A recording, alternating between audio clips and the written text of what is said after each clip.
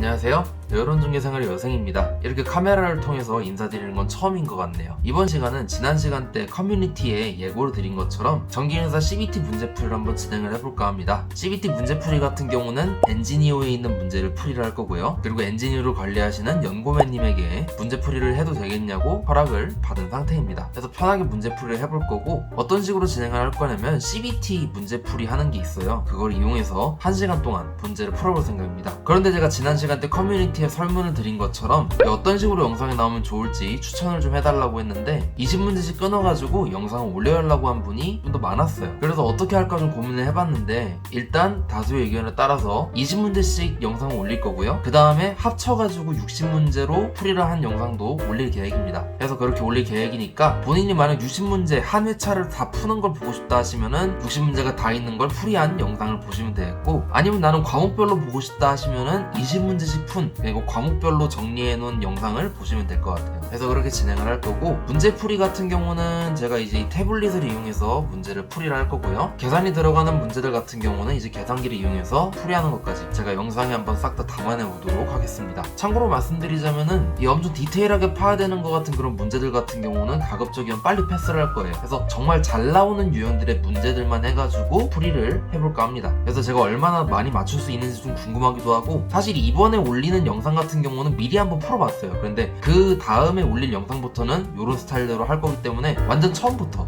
할 거예요. 그러다 보니까 약간 좀 틀리는 문제가 있을 수도 있고 하니까, 그런 부분들은 제가 이제 하나하나 또 체크를 해가면서 정정할 게 있으면 정정하는 방향으로 가도록 하겠습니다. 자, 그럼 한번 이제 문제를 보도록 할게요.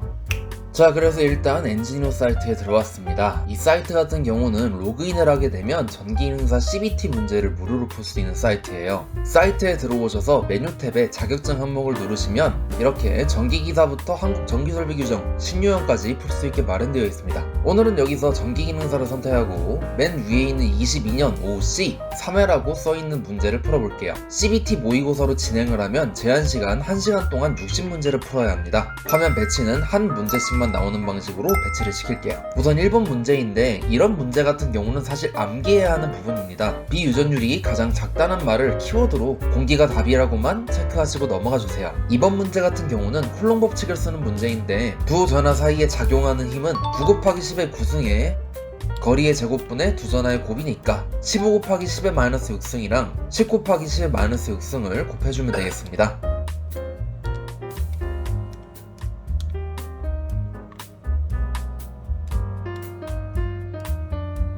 계산하게 되면 1.35N이라는 값이 나오게 되죠. 그리고 양전하와 음전하 사이엔 서로 끌어당기는 힘인 흡인력이 작용하니까 1번이 정답이라고 볼 수 있겠습니다. 3번 문제 같은 경우는 난이도가 좀 되는 문제라고 볼 수 있어서 일단 나머지 문제들 다 풀고 그 다음에 설명을 드리도록 할게요. 4번 문제는 비오사바르 법칙 공식을 아냐는 문제인데, 이거 같은 경우는 분모의 아래제곱, 분자에 사인 세타가 있다는 것만 기억해 주시고 암기하는 방향으로 넘기시는 게 좋습니다. 그래서 정답이 1번이 돼요. 5번 문제는 물체가 전기를 띠게 되는 현상이라는 말 자체가 대전의 정의가 되죠. 3번이 정답이 되겠습니다. 6번 문제는 2번이랑 같은 유형의 문제인데, 2번이 전개였다면 이번엔 자개에서의 쿨롱력을 구하는 문제가 되겠습니다. 마찬가지로 두 자하 사이에 작용하는 힘 F는 공기중을 기준으로 6.33 곱하기 10의 4승임, 거리 같은 경우는 10cm가 0.1m니까 분모에 거리 제곱인 0.1제곱을 넣고 분자는 5 곱하기 10의 마이너스 4승과 3 곱하기 10의 마이너스 4승을 곱해주면 되겠죠.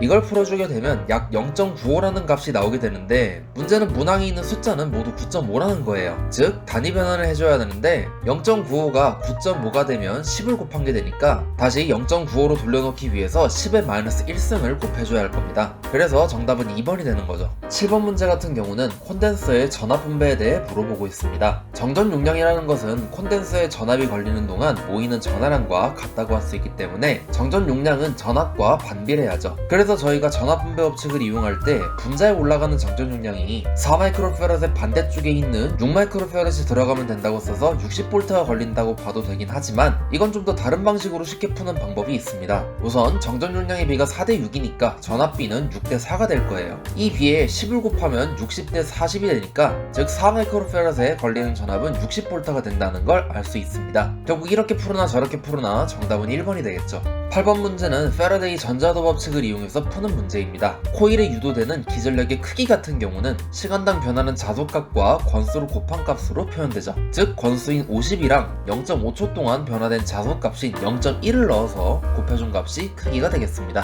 1번이 정답이에요. 9번 문제는 리액턴스를 구하는 문제인데 콘덴서가 있는 걸로 봐서 용량성 리액턴스 XC를 구하는 문제로 보면 되겠습니다. XC는 2파이 FC분의 1로 표현이 가능하죠. 그런데 여기서 저희가 알아야 할 점은 콘덴서가 가지고 있는 정전 용량은 일정하다는 거예요. 즉 XC랑 F를 제외한 나머지 값은 같으니까 둘의 관계를 보면 용량성 리액턴스 XC는 주파수 F랑 반비례한다고 볼 수 있겠습니다. 문제에서 주파수가 2배로 늘어나면 리액턴스는 2분의 1배가 될 테니까 20의 반절인 15미 답이 되겠죠. 1번이 정답입니다. 10번 문제 같은 경우는 암기를 해도 괜찮은 문제이긴 한데 무효전력은 3번식이고 4번식은 유효전력, 비상전력은 1번이죠. 교류에서 전력이 왜 3개로 표현이 되는지는 이 영상에서 쉽게 풀어놨으니까 여유가 되시는 분들은 한 번씩 봐보시면 도움이 될 겁니다. 11번 문제는 히스테리시스 곡선에 대한 문제인데 이런 모양의 곡선을 얘기하죠. 이 곡선을 만들기 위해 그어주는 가로축과 세로축의 선분값은 각각 H랑 B가 됐었고 이 곡선이 가로축이랑 만나는 점을 보자력, 세로축과 만나는 점을 잔류자기라고 합니다. 여기서 횡축이랑 종축은 각각 가로축과 세로축을 얘기하니까 자기장의 색이랑 자속 밀도를 의미한다고 보면 되겠죠. 4번이 답이 되겠습니다. 12번 문제는 삼상 교류에서 가장 기초적인 개념이죠. Y결선의 상전압을 구하는 문제인데 Y결선에서 성간전압은 상전압에 루트 3배를 곱한 값이 되겠습니다. 반대로 말하면 상전압은 성간전압을 루트 3으로 나눈 값이 되는 거죠. 즉 성간전압 220을 루트 3으로 나눈 127V가 상전압이 되겠습니다. 1번이 정답이네요. 13번 문제 같은 경우는 사실 기능사에서 나올 만한 수준의 문제는 아닙니다만 3번 문제처럼 일단 다른 문제들을 다 풀고 시간이 되면 풀도록 할게요. 14번 문제는 회로 해석에 원리가 녹아있기 때문에 알아두면 좋은 문제예요. 여기서 같은 전구라고 하는 말은 전구가 가지는 저항값이 똑같다는 말이 됩니다. 같은 저항 두 개를 하나는 직렬로 하나는 병렬로 연결을 해볼게요. 편의상 숫자를 넣어서 원리를 파악하는 게 편하니까 전원전압은 전부 100V로 저항은 전부 10ohm으로 놓고 해석해보겠습니다. 직렬 같은 경우 합성 저항은 단순히 저항들을 더한 값이니까 20ohm이 될 거예요. 그리고 병렬 같은 경우는 합성 저항이 5ohm이죠. 이에 대한 자세한 원리는 이 영상에서 풀어놨으니까 참고해보시길 바라겠습니다. 아무튼 그렇다면 직류에서 나오는 전체 전력 같은 경우는 전체 전압을 제곱한 값에 전체 저항을 나눈 값으로 얘기를 할 수 있을 테니 20분의 100제곱으로 표현할 수 있을 겁니다. 반면 병렬도 같은 방식으로 풀어주면 5분의 100제곱으로 표현할 수 있겠죠. 여기서 전압은 일정하니까 저항의 관계만 보면 직렬에서 저항값보다 병렬에서의 저항값이 더 작은 걸 볼 수 있습니다. 결국 병렬에서 전력값이 더 크다는 걸 알 수 있죠. 그만큼 병렬 쪽이 더 밝을 테니 3번이 정답이 되겠습니다. 참고로 병렬에서의 전력값은 직렬 대비 4배만큼 더 크게 나오는 것도 알 수 있겠죠. 이제 15번 문제인데 이 문제에서 나오는 개념 같은 경우는 제가 추후에 영상으로 한번 다뤄보도록 하겠습니다. 결론을 먼저 말씀드리면 같은 크기의 저항을 여러 개 연결할 때 합성 저항값이 최대가 되는 경우는 직렬 연결, 최소가 되는 경우는 병렬 연결이 됩니다. 왜냐면 이런 관계가 돼서 그런데 쉽게 말하면 직렬은 개수만큼 곱하고 병렬은 개수만큼 나누면 되기 때문에 그래요. 일단 이 정도만 기억하시고 2번이 정답이라고 체크한 뒤 다음 문제로 넘어가 보겠습니다. 이제 16번 문제예요. 이것도 굉장히 잘 나오는 유형인데 전기회로와 자기회로의 대응관계를 묻는 문제입니다. 우선 이름이 비슷한 기자력과 기전력, 자기저항과 전기저항은 서로 대응관계가 되겠습니다. 여기서 1번이랑 4번 중 헷갈릴 수 있는데 결론을 말씀드리면 자석과 대응이 되는 것은 전개가 아니라 전류가 되겠습니다. 왜 그렇게 볼 수 있냐면 흐르는 성질을 생각하면 돼요. 전기회로의 경우는 흐르는 성분이 전류가 되고 자기회로의 경우는 철심에서 흐르는 성분이 자석이 되는 거니까요. 투자율과 도전율은 전기저항과 자기저항의 관계식을 보면 알 수 있듯이 이 식을 기반으로 대응관계가 나오는 것을 알 수 있습니다. 전기회로랑 자기회로의 대응관계도 기회가 되면 영상으로 한번 다뤄보도록 할게요. 아무튼 그래서 이 문제의 정답은 1번이 되겠습니다. 17번 문제 같은 경우는 패러데이 전기분해 법칙인데 석출된 물질량 W는 화학당량 K와 전하량 Q를 곱한 것과 같다는 내용입니다. 즉 석출량은 화학당량에도 비례하고 전하량에도 비례하는 것을 알 수 있겠죠. 1번이 정답이에요. 18번 문제 같은 경우는 2옴과 3옴을 직렬로 연결했을 때 합성 컨덕턴스를 물어보고 있습니다. 먼저 합성 저항 같은 경우는 직렬에선 그냥 더해주면 되니까 5옴이 되겠죠. 컨덕턴스는 저항의 역수이기 때문에 5를 역수로 취한 값이 되겠습니다. 그럼 10분의 2라고 할 수 있으니까 0.25가 답이 되겠죠. 1번이 정답이 되겠습니다.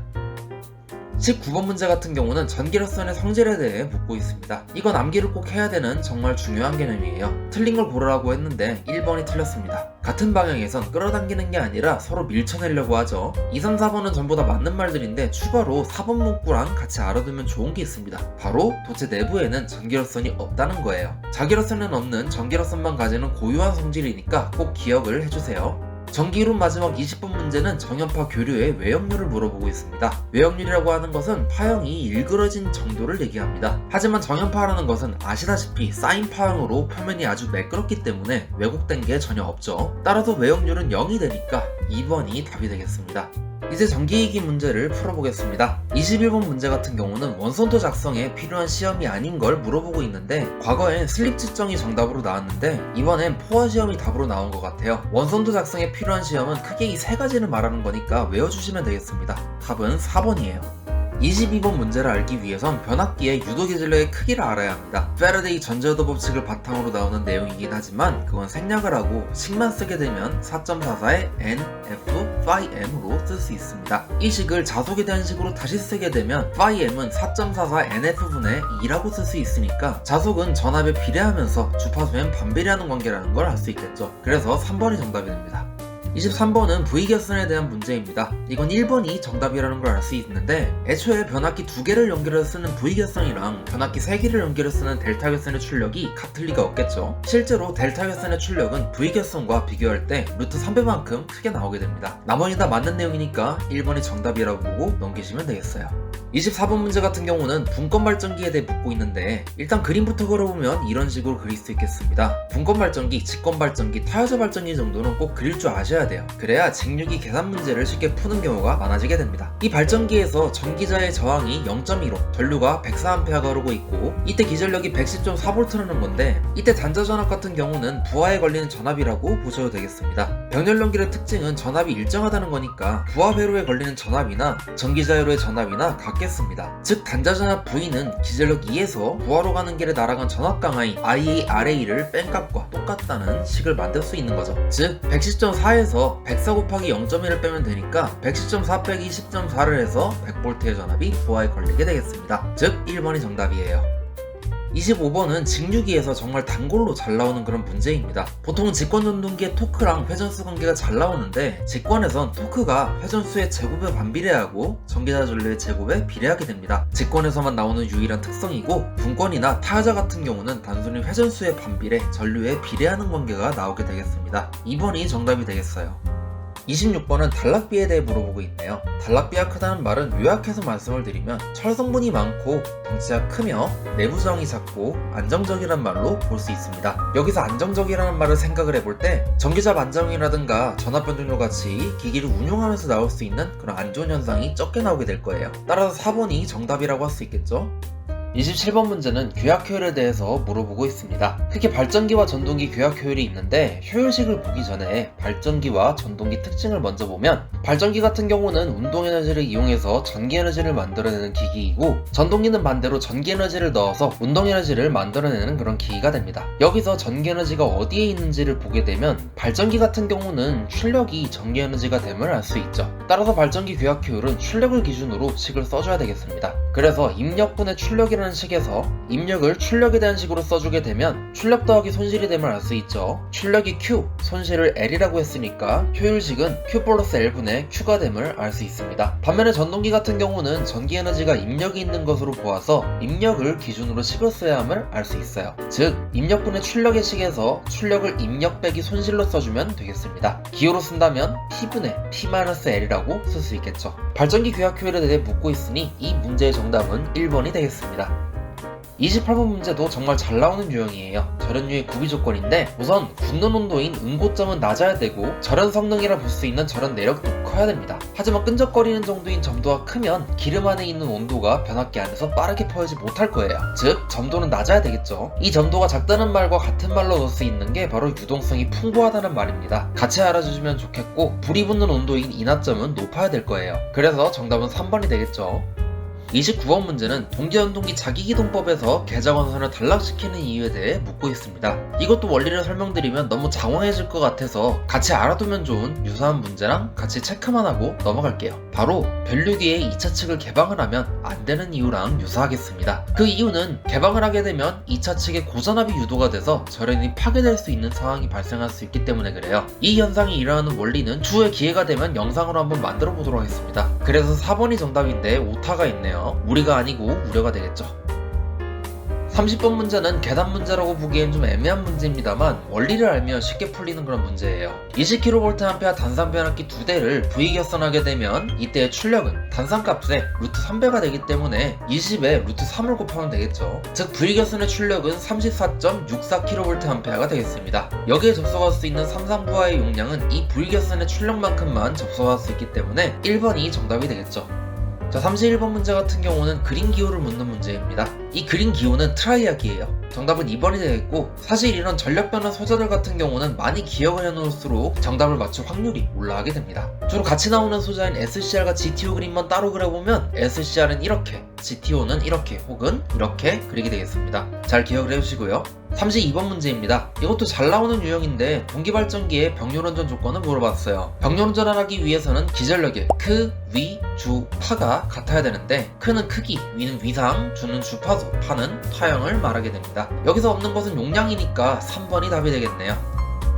33번 같은 경우도 잘 나오는 문제인데 일반적으로 변압기 내부 고장 보호에 가장 잘 쓰이는 계정기는 차동 계정기 혹은 비율 차동 계정기가 되겠습니다. 4번이 답이라고 생각하시면 되세요. 34번 문제는 자세하게 설명드리면 이것도 너무 내용이 길어질 수 있기 때문에 일단 참고 정도로만 개념을 알고 넘어가시길 바랍니다. 균합판을 설치하는 이유는 전압을 균일하게 하기 위함인데 그렇게 함으로써 순환전류가 흐르는 것을 막을 수 있기 때문이에요. 그래서 4번이 정답이 되겠습니다. 35번 문제 같은 경우는 비례추이를 할 수 없는 것을 외우는 게 더 좋습니다. 대표적으로 잘 알려진 암기법으로 추류동동이라고 하는 게 있는데 각각 출력, 효율, 동기속도, 동손이 되겠습니다. 이 네 가지는 비례추이를 할 수 없으니까 출력, 효율, 동손을 없애주고 나면 역률만 남는 걸 할 수 있습니다. 3번이 정답이에요. 3번 문제는 SCR의 게이트 부분이 무슨 반도체인지를 물어보고 있네요. 우선 SCR의 기호는 이렇게 표현이 되고 각각의 단자를 에노드, 캐소드, 게이트라 부르죠. 또한 SCR은 대표적인 PNPN 반도체인데 왼쪽에 P형의 에노드가, 오른쪽에 N형의 캐소드가 있고 가운데 있는 P형의 게이트 단자를 만들어주게 되겠습니다. P형의 전류를 넣어줌으로써 에노드에서 캐소드 쪽으로 전류가 흐를 수 있기 때문이죠. 그래서 4번이 정답이 돼요. 37번 문제는 선택지락 계정기의 용도를 묻고 있는데 외우셔도 괜찮은 내용이 되겠습니다. 이건 다회선에서 지락 고장이 난 회선을 선택할 수 있는 계정기가 돼요. 이 정도로만 보고 넘기도록 하겠습니다. 3번이 정답이에요. 38번 문제는 슬립의 공식을 생각해보면 됩니다. 슬립은 NS분의 NS-N으로 표현을 하죠. 여기서 슬립이 0이 되려면 분자값이 0이 되면 되기 때문에 NS랑 N이 같다는 것으로 볼 수 있습니다. 즉 실제로 돌아가는 회전 속도가 동기 속도랑 같다는 말로 해석을 할 수 있는 겁니다. 참고로 유도전동기에선 실제 회전 속도가 동기 속도랑 같게 되는 일은 발생할 수가 없습니다만 문제는 문제로만 봐드리도록 하고 2번을 정답으로 고르시면 되겠습니다. 39번 문제도 잘 나오는 문제인데 단상 유도운동기의 기동 토크의 크기는 반, 콘, 분, 쉐순으로 커지게 돼요. 반은 반발 기동형, 콘은 콘덴서 기동형, 분은 분산 기동형, 쉐는 쉐이딩 코일형이 되겠습니다. 참고로 요즘은 반발 유도형도 나오는데 이건 반발 기동형과 콘덴서 기동형 사이에 있다고 보시면 되세요. 이 중 기동 토크가 가장 큰 건 2번인 반발 기동형이 되겠습니다. 전기기기 마지막 4번 문제는 단락전류를 구하는 문제인데 문제에 단락비가 나왔어요. 단락비는 전격전류 대비 단락전류가 얼마나 흘렀는지 알려주는 값입니다. 여기서 단락전류 IS는 단락비를 전격전류에 곱한 값이랑 같은데 단락비는 1.3, 전격전류는 500A라고 나왔으니까 2를 곱한 650A가 정답이 되겠습니다. 4번이 답이죠. 이제부터 설비 문제를 풀어볼 건데 대부분이 암기 문제예요. 41번 문제 같은 경우는 누전 차단기 전격 감도 전류랑 동작 시간에 대한 걸 물어봤는데 30mA 0.03초가 되겠습니다. 1번이 정답이 되겠고 42번 문제 같은 경우는 외우는 암기법이 있습니다. 같이 묶여 나오는 개념인데 수삼철이라고 기억하시면 되세요. 수도관을 접지극으로 쓸 땐 3옴, 철골에 접지할 때에는 2옴 이하의 접지 저항이 나와야 한다는 내용입니다. 문제에선 수도관을 얘기했으니까 3옴이라 3번이 정답이에요.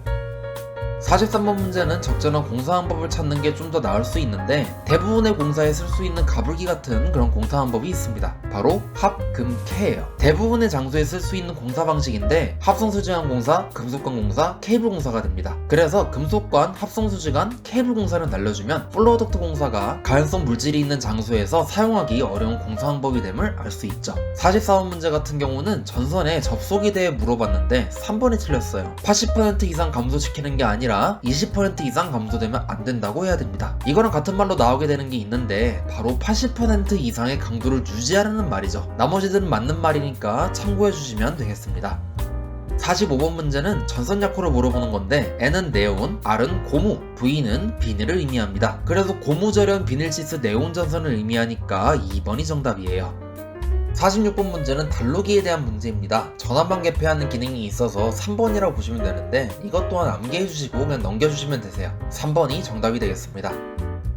47번 문제는 45번처럼 전선 약호를 물어봤습니다. 1인용 비닐절연 전선은 DV 전선이라고 말하게 되죠. 이거랑 같이 아셔야 될 게 OW 전선인데 OW는 5개용 비닐절연 전선이 되겠습니다. 둘을 같이 알아주시면 굉장히 좋은 내용이에요. 2번이 정답이 되겠습니다. 48번 문제는 전주의 근입 깊이를 물어보고 있습니다. 설계화 중에 따라 깊이가 달라지긴 합니다만 통상 15m 이하의 길이를 가진 전주는 그 길이의 6분의 1을 곱하면 되겠습니다. 그래서 12m를 6으로 나눈 2m 이상은 묻어야 되는 거죠. 참고로 15m를 초과하는 경우는 2.5m 이상을 파묻어야 되겠습니다. 3번이 정답이에요.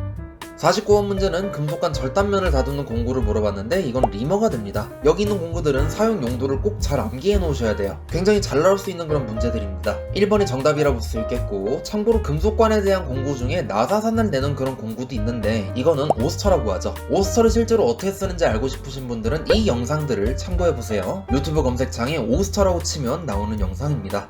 자, 50번 문제입니다. 전로의 대지전압에 대해 물어보고 있는데 대지전압은 통상 300V 이하가 나와야 합니다. 그래서 300V만 찍으셔도 정답을 고를 수 있어요. 4번이 정답이고 참고로 사용전압 같은 경우는 통상 400V입니다. 대신 신호등은 사용전압이 300V 이하, 전기 울타리는 사용전압이 250V 이하니까 이것만 제외하고 참고하시면 좋겠네요. 51번 문제 같은 경우는 경질비닐 전선간 굵기를 물어봤는데 후광 전선간 굵기와 많이 유사합니다. 그래서 16이랑 22는 후광이랑 같기 때문에 넘어가면 되는데 14 같은 경우는 후광에는 없고 경질비닐 전선관에만 있는 굵기입니다. 때문에 여기에 포함되지 않는 18이 정답이 되겠죠. 2번이 답이 되겠습니다. 52번 문제는 옥측이나 5개의 시설하는 배전반의 구조를 물어봤습니다. 기본적으로 밖에 설치하는 녀석이니까 비로부터 안전해야 될 거예요. 그래서 방수형이 정답이 되겠죠. 2번이 답이 되겠습니다. 53번 문제 같은 경우는 이번에 처음 보는 유형의 문제였습니다. 그래서 많이 나올지는 잘 모르겠어서 패스를 했는데 일단 이 문제 같은 경우는 정답이 전동기용 퓨즈니까 2번이 답이라고만 체크하시고 넘겨주시면 되겠어요. 54번 문제는 자주 나오는 문제입니다. 여관 객실이나 아파트 호실이라는 키워드를 보시면 타임 스위치를 묻는 문제라는 걸 아셔야 돼요. 그래서 정답은 4번이 되겠고 참고로 여관 객실의 타임 스위치는 1분 이내로 아파트 각 호실의 현관은 3분 이내로 불이 꺼지게 타임 스위치를 세팅해 놔야 되니까 이것도 참고로 하시면 좋겠습니다. 55번 문제 같은 경우는 잘 나올 수 있는 유형이에요. 절연 저항 값의 기준에 대한 문제인데 누설 전류는 최대로 공급할 수 있는 전류의 2000분의 1 이하로 나올 만큼 저항 값을 세팅해줘야 한다는 얘기예요. 3번이 정답이 되겠습니다. 56번 문제의 키워드는 평각구리선, 평각 알루미늄선이 됩니다. 이게 뭐냐면 바로 버스예요. 이 버스들을 넣어서 만든 것이니까 버스 덕트가 되는 거죠. 이런 모습이니까 사진 참고하시고요. 50cm 이내로 지지해야 된다는 말도 힌트가 될 수 있는 부분이니까 같이 알아두시면 좋겠습니다. 3번이 답이 되겠습니다. 57번 문제는 전선로 직선 부분을 지지하는 애자를 물어봤는데 핀애자가 정답이 돼요. 참고로 핀애자랑 유사하게 생긴 애자로 라인포스트 애자가 있는데 이렇게 생겼습니다. 예전에 배전 현장에서 일을 한 적이 있는데 거기서 핀애자는 안 쓰고 LP애자만 많이 썼어요. LP애자도 마찬가지로 직선 부분을 지지하는 애자니까 참고하시면 되겠습니다. 58번 문제는 합성수지관 한 번의 길이를 물어봤는데 정말 잘 나오는 유형의 문제예요. 합성수지관은 한 번의 길이를 4m로 잡습니다. 그래서 1번이 정답이 되고 참고로 3번의 3.6m 같은 경우는 금속관 한 번의 길이가 되니까 이것도 알아가시면 좋겠네요. 59번 문제 같이 약호와 관련된 내용은 기능사뿐만 아니라 추후 기사에서도 활용할 수 있는 유형이기 때문에 반드시 암기를 해주셔야 됩니다. 하나하나 보면 PF는 파워 퓨즈라고 해서 전력 퓨즈, SA는 서지 흡수기라고 해서 서지 흡수기, LA가 라이트닝 어레스터라고 해서 바로 피레기가 돼요. COS는 약호 그대로 컷아웃 스위치라고 읽어주면 되겠습니다. 의류 브랜드가 아니고 상가감수 코사인도 아니고 컷아웃 스위치라고 읽어주셔야 되겠어요. 3번이 답이 되겠고요. 대망의 전기설비 60번 문제는 지선을 쓰면 안 되는 지지물을 물어봤습니다. 목주나 철주, CP주는 다 일자로 긴 모양이기 때문에 지탱을 해줘야 되는 지선이 필요하지만 철탑은 굳이 지선이 필요가 없죠. 4번이 정답이 되겠습니다. 이렇게 정신없이 풀다 보니 이제 17분간의 시간이 남았는데 앞서서 못 푼 3번이랑 13번 문제를 마저 풀어보겠습니다. 우선 3번 문제예요. 이건 비정연파 문제 중에서도 다소 어렵게 나오는 유형인데 이쪽이 기본파, 이쪽이 3고조파가 됩니다. 여기서 구해야 하는 전력은 1고조파 전력과 3고조파의 전력을 더하면 되는 건데 1고조파의 전력을 먼저 구하기 위해 전압을 먼저 보면 전압이 100루트 2인 걸 볼 수 있는데 중요한 점은 여기서 말하는 V1은 시료값이라는 거예요. 즉 최대값에서 루트 2를 나눈 100V가 되겠고 임피언스 같은 경우는 문제에 나온 것처럼 4 플러스 J3이 됨을 알 수 있고 크기는 4의 제곱 더하기 3의 제곱을 루트 씌운 값이니까 5가 되겠습니다. 이때 전류 I1은 V1을 Z1으로 나눈 값과 같을 테니까 5분의 100이 될 테고 그러면 20A가 됨을 알 수 있습니다. 따라서 1고조파 전력은 문제에서 직렬회로라고 했으니까 I제곱 R을 써서 풀어주면 20제곱 곱하기 4가 돼서 1600W가 되겠습니다. 같은 방식으로 3고조파 전력도 구해보면 우선 3고조파 전압 V3는 30루트 2를 루트 2로 나눈 30이 됩니다. 그리고 3고조파 임피언스가 중요한데 RL 직렬회로의 임피언스식은 R 플러스 J 오메가 L로 표현이 가능합니다만 3고조파는 주파수가 3배라는 의미이기 때문에 오메가 L 앞에 3이 들어가겠습니다. 이걸 아셔야 돼요. 이걸 숫자로 써주면 4 플러스 J9라고 볼 수 있을 겁니다. 크기 같은 경우는 4의 제곱 더하기 9의 제곱을 루트를 씌운 값이 되고 이걸 계산해주면 약 9.849가 되는데 따라서 I3는 V3를 Z3로 나눈 값이 되니까 9.849분의 30이 되고 이건 3.05 정도의 값이 되겠습니다. 3고조파의 전력도 I제곱 R식을 써서 구해주면 되는데 저항 같은 경우는 주파수의 영향을 받지 않는다는 점도 잘 기억해 주시길 바라고 숫자를 대입해서 풀어주게 되면 3.05제곱 곱하기 4를 하면 되겠습니다. 대충 37.21W가 나오네요. 결과적으로 전체 전력은 1고조파 전력과 3고조파 전력의 합이니까 1600 더하기 37.21이 되겠습니다. 따라서 약 1637W가 나오게 되겠죠. 1번이 정답이 되겠습니다. 자 이제 마지막 13번 문제를 볼게요. 이건 시정수라는 개념을 알면 되는 문제입니다. 조금 쉽게 말씀드리면 시정수라는 거는 정상 상태에 어느 정도 도달했을 때의 시간을 의미해요. 그리고 이 정상 상태에 도달하기까지의 현상을 우리는 과도현상이라고 하게 됩니다. 이걸 바탕으로 볼 때 시정수가 클수록 과도현상은 길어질 거고 시정수가 작을수록 과도현상은 짧아질 거예요. 이것만 아시면 됩니다. 그럼 1번 문항을 보면 시정수가 클수록 과도현상이 빨라진다고 했는데 과도현상이 길어진다는 거는 그만큼 오래 지속된다 얘기가 되고 이건 빨라지는 게 아니라 느려지는 것을 의미하게 되죠. 그리고 4번 문항을 보면 앞 내용은 같은데 이거는 과도현상이 오래 계속된다고 했죠. 그러니까 이게 맞는 말이 되겠죠. 그래서 4번이 답이 되겠습니다. 자 이렇게 해서 문제를 다 풀어봤는데 이제 답안을 제출을 해볼게요. 제출을 하게 되면 놀랍게도 100점이 나왔습니다. 자 이렇게 해서 전기기능사 2022년 OC 3회에 대한 문제풀이를 한번 진행을 해봤습니다. 사실 이번에 푼 문제풀이 같은 경우는 처음으로 진행하는 스타일의 영상이다 보니까 좀 시행착오가 있어서 미리 좀 풀어봤어요. 그러다 보니까 이 100점이 나왔는데 다음에 이제 그 푸는 영상 같은 경우는 100점이 안 나오는 그런 상황이 벌어질 수가 있으니까 그 점은 좀 미리 양해를 좀 부탁드릴게요. 솔직하게 제가 어느 정도로 풀이를 할 수 있는지 몇 점 정도의 점수가 나올 수 있는지를 보여드리기 위해서예요. 제가 문제풀이를 할 때 이번 영상에서도 보셨겠지만 이론하고 기기 파트에서 좀 기초적으로 알만한 그런 개념들을 기반으로 해서 문제를 풀이를 한 걸 많이 보셨을 겁니다. 그래서 이런 개념들을 갖다 잘 잡으시기만 하셔도 충분히 60점이 넘는 결과를 갖다 얻으실 수 있으세요. 그래서 요거가 어떻게 이루어지는지 가끔씩 이렇게 문제풀이 영상을 올리면서 보여드리도록 할 테니까 많은 기대 부탁드리고요. 그래서 오늘 준비한 영상은 여기까지입니다. 저는 또 다음에도 학습에 도움이 될 수 있는 그런 영상들로 찾아뵐 수 있도록 하겠습니다. 고맙습니다. 빠이!